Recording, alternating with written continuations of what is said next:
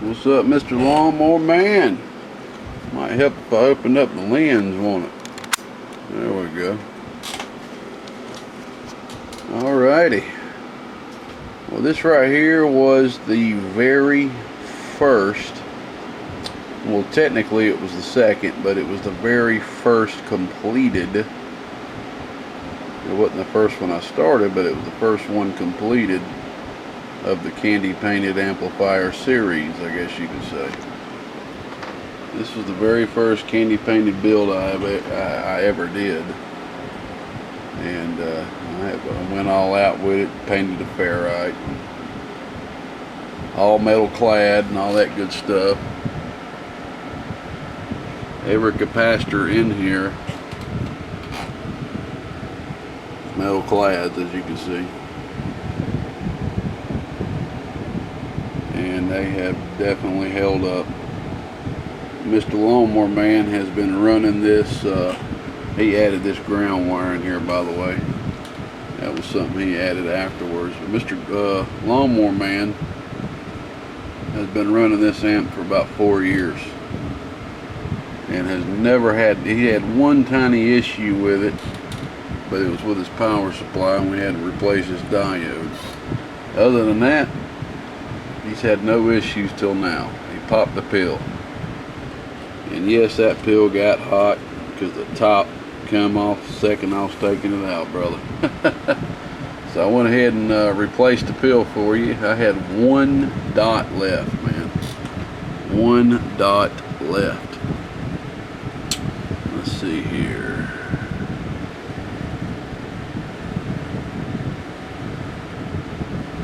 They look the same. It's almost backwards. You see, let's see, an IJ, 1J, and 1J and 1L. They kind of look like, if you just glance at it, they look the same, but they're not. But they do match, luckily. So that's the pill I had to replace right there. Of course, I had to go ahead and replace the telltale resistor there and the 10 ohm. And I went ahead and fixed your preamp too. So I put you a whole brand new preamp in there. This was your old one where the prongs had fell off. I also went ahead and changed your caps right here. I saw you had, looked like you had put a different one on there or something. I took both of them off and just put two matching 104s right there for you. And I'm telling you, man, for the amount of air you've been pushing in this thing, this box is clean. Mr. Lawnmower Man has actually at times had this box key up for hours at a time playing audio and stuff. It's amazing. This box has ran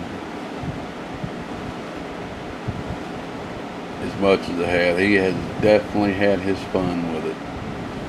So I mean, with the amount of hours he's put into it, I'm honestly surprised that something hadn't happened before now, or he hadn't popped the pill before now. Alright, man, we got this thing back up and rolling for you. And she's working just as beautiful as she was starting off. Now, my bench radio is blown up right now, getting it fixed. So I have the Stickman Cobra 29 hooked up to it, which is putting about 8 watts RMS into it, about 40 peak or so. I've got it hooked up to the 100 amp supply over here, but I got it on the medium tap, so it's technically on about probably a 60-70 amp supply. It is dropping to 13 volts even. 13 volts even. So here's what the box is doing on 13 volts even with the variable turned all the way up.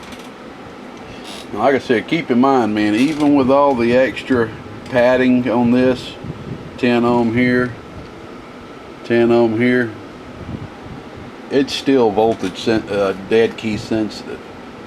I need to look and see what I'm putting into this. Actually, I can do that right here. Let me turn this off. Let me see what I'm putting into this.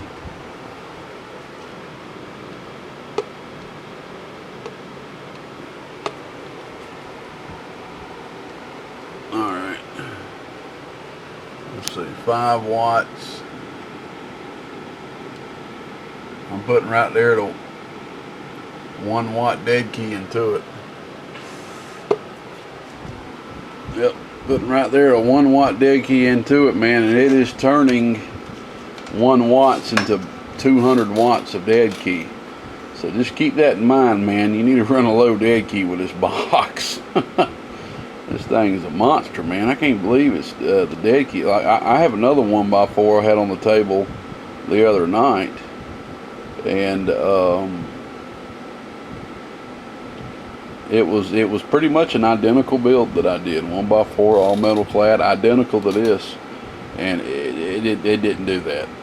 It didn't do that. So I pretty much can just say, I guess, I don't know. It's weird.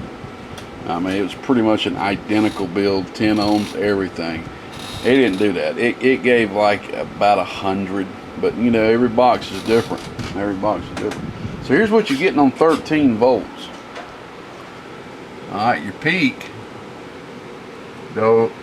Turn the box back on. I always do that. Go. About 900 watts. RMS. This is on 13 volts now. RMS. Go. A little bit under 400 bird. Go. Like 390. Alright, that's only low tap on 13 volts. But we got a strong radio on it, 8 watts RMS. Like I'm showing you.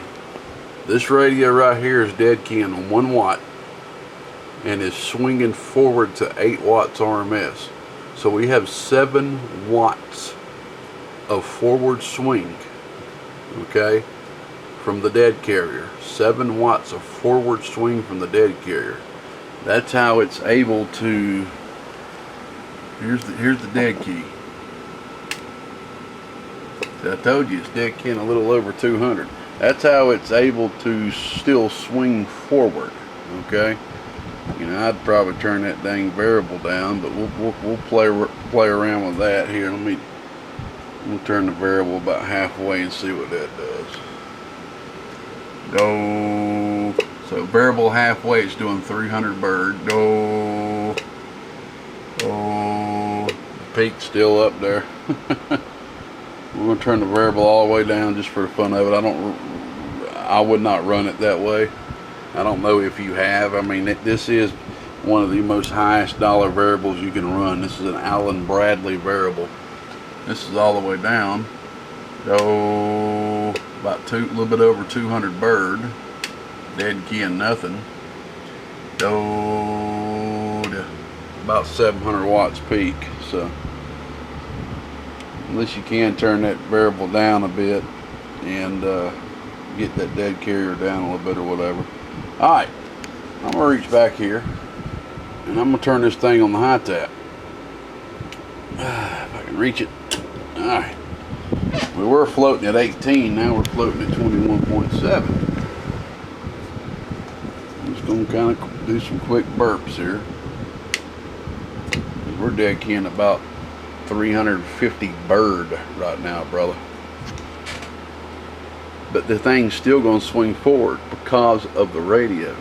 Now if I was on a smaller radio that was only swinging forward like 2 watts RMS, this thing would be swinging backwards at this moment. 1000 watt slug. Go. Right there about 500 bird. Go. That's dropping to 14.9 volts, by the way. No. There's your 1000 watts RMS. No. 14.8 volts. No. Right there about 500 bird, just a tad bit under 500 bird. And this resistor is staying perfectly cool. That means both 2-pill sections are perfectly balanced. Alright, man. I know you said you wanted me to try some different power levels, etc.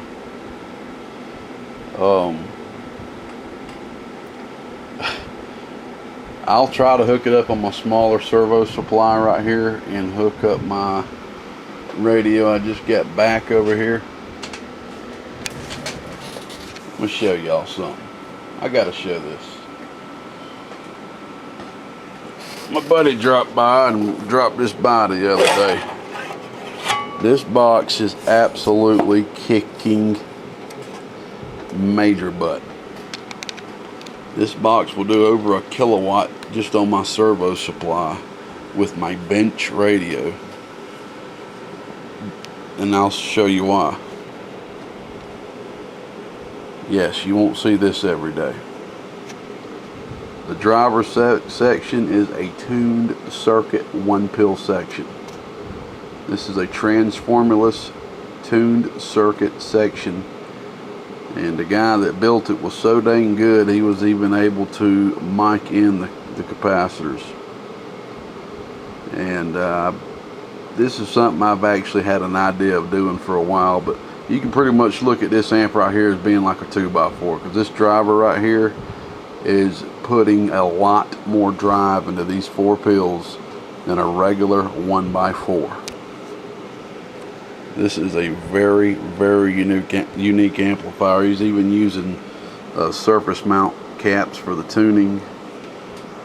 Very unique. This thing was built over 30 years ago too. I just thought I'd show that. I'll probably make another video about it, but let me grab my Cobra 148, see if I can't get it hooked up really quick here. I really was not wanting to stop. I was really not wanting to stop this recording so I don't have to load it into my computer.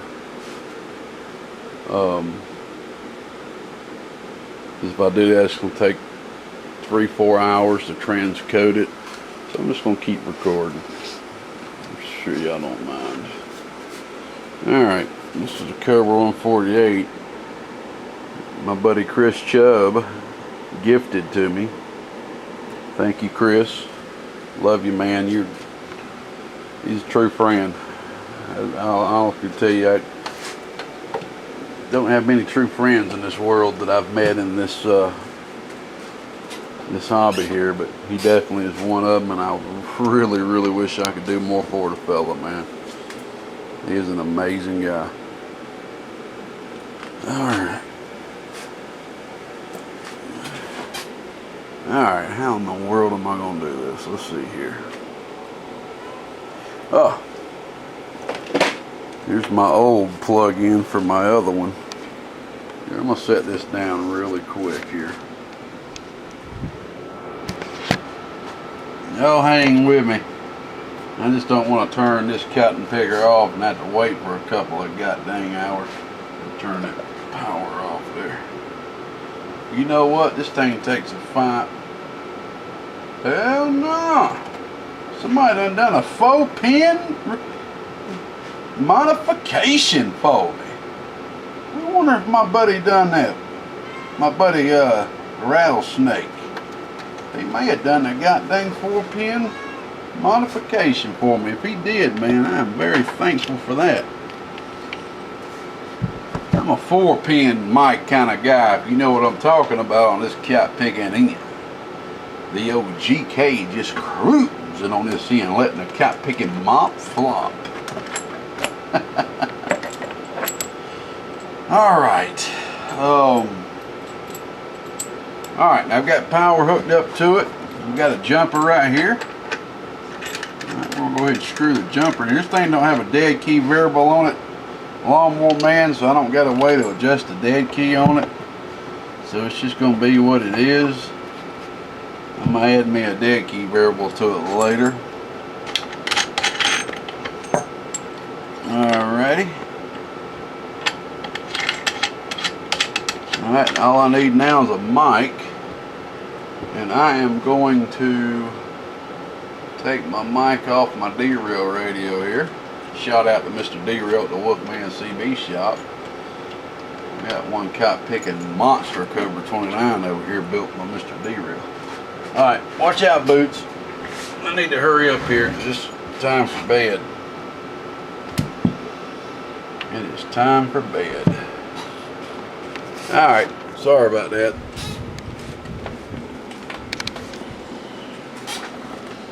Alright, let's turn this radio on. Hopefully it won't starts smoking and fry on me like it did last time. And we ain't talked about this, have we? No, we haven't. This was on your power wire, man. It blows my mind that this amp right here was pulling the amount of current to do this. Wait, it wasn't. What happened, man, is once you did all this up, these bolts started to become loose to where this wire was not making a good enough connection inside here, but still good enough to be ran.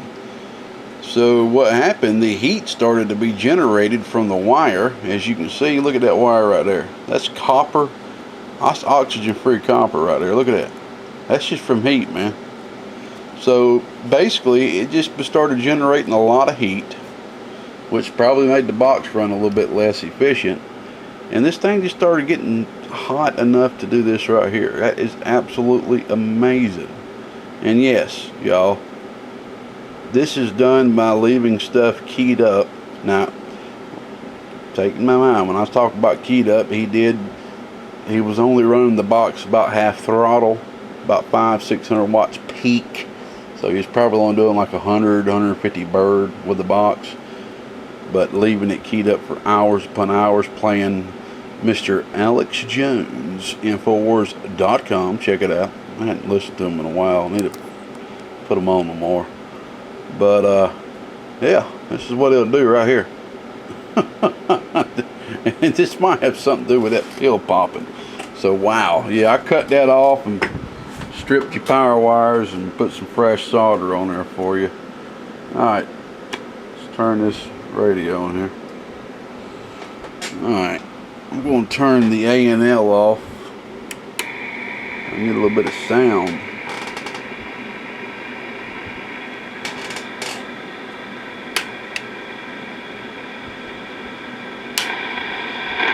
And that's why I did. I just want to make sure that preamp is working. We're on a dummy load, but you can hear it kicking in. Alright, man. Alright, here's what we're going to do. Let's put this thing on channel 20. Let's see. Let's go to AM.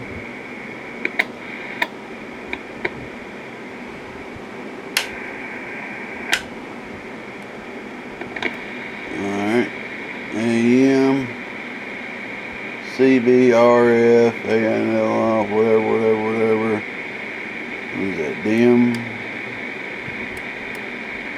Voice lock, dynamic, RF gain. Okay, that ain't the dead key variable. I just want to make sure my buddy didn't put a dead key variable on here for me or something. Okay. Alright. Alright, first off, I want to see what this radio's doing. So, give me a second here. And I need to re-hook everything up here. Let me turn the big power supply off.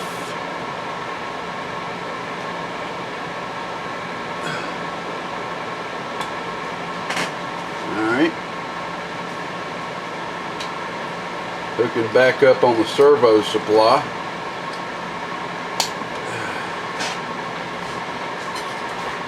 50 shades of gray, yeah. Alright, I'm going to take this first 1000 watt slug out and put this 25 watt slug in. I haven't put this thing in a while. Alright. Alright, we're on peak still. Sorry y'all, I just don't want to stop and do this for this particular video. It'd take forever. I just want to get this thing uploaded when I lay down here. Alright. Box is off. Alright, peak is on, 25 watt slow. Let's see what this radio is doing.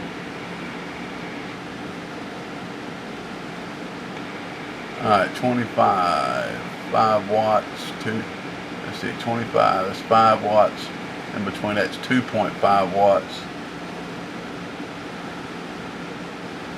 Alright, the dead key is about, looks like it's about 1.5 watts. So that's pretty low. Let's see what the peak is. Oh, God. Oh,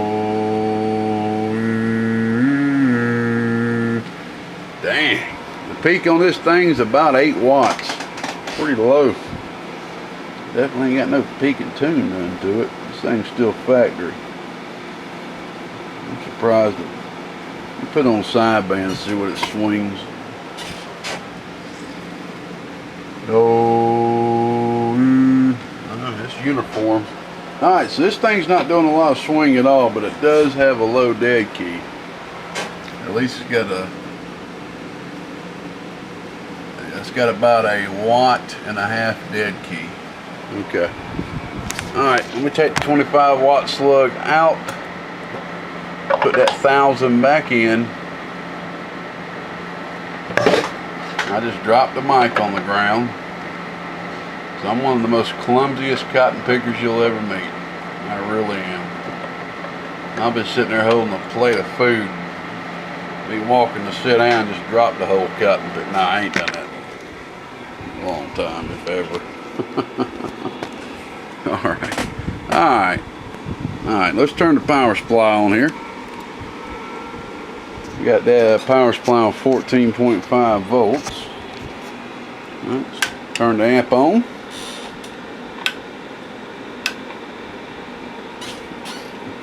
Now sideband switch is on. Turn that off. Alright.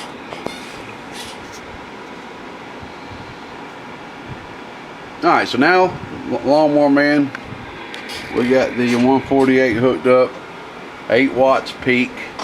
Hell, I didn't even see what it did RMS. I forgot to look, but trust me, it's probably not doing nothing. About 2 watts maybe. So this thing needs to have a little tune done to it, and I'll work on that later. So this thing's not the best radio for this, but let's just see what it does. Alright, dead key. Ain't that unique? This thing's only dead key and variable all the way up. Yeah. This thing is dead key and 80 watts. Pretty unique. 80 watts. Alright, let's see what it swings. Oh, it's got some forward swing on RMS. I'm surprised about that. I didn't think it was going to have any swing on RMS, but it does. Alright, 1000 watt slug. Go. So it's doing about 200. Go.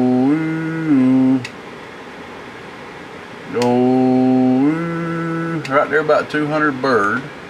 Alright, PEP wise, go right there about 500 watts. That's about what it was doing for you, wasn't it? House, I believe.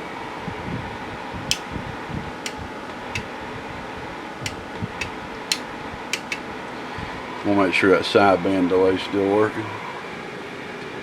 Go. Yeah, right there about 550. Oh, about 550. Let's hook this thing up on sideband for the fun of it. So I want to have this in line and use it for sideband. I bet you've never used this thing on sideband, have you? Oh, thing's working on sideband just fine. Watch. Oh yeah. Oh yeah. Hey, what y'all doing out there? We just letting the mop flop on this cap picking in there. Break. Works good, man. It's dimming my lights in here. I'll tell you that. I've noticed that here the last week. My lights are dimming. I don't know what's up with that. Nothing's changed. I don't know. This is sideband. Oh, so it's doing right at 600 on sideband. Alright, brother. There you go, man. If this is any other shop, they would charge you right there probably about $100 for that Toshiba, man. They are literally worth more than gold right now. 204, 208 bucks for a new one.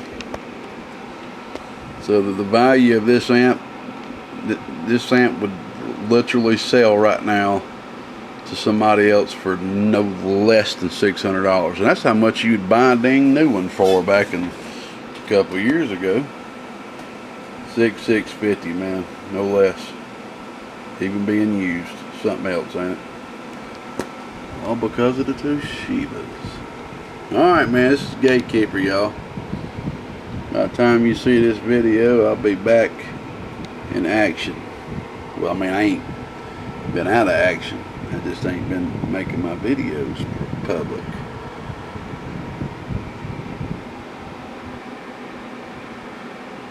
Some guys that's took on the amount of work I've took on has quit. Has allowed their business to literally fall out up under them. Me, on the other hand, I love what I do so deeply, so dramatically, and I'm so passionate about it.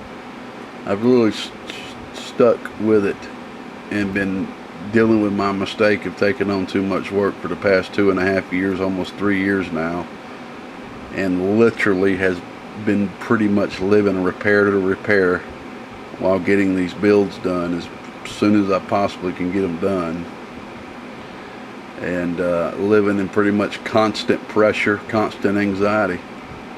But I did it all to myself. It's a major lesson learned in this business, but I'll never do again.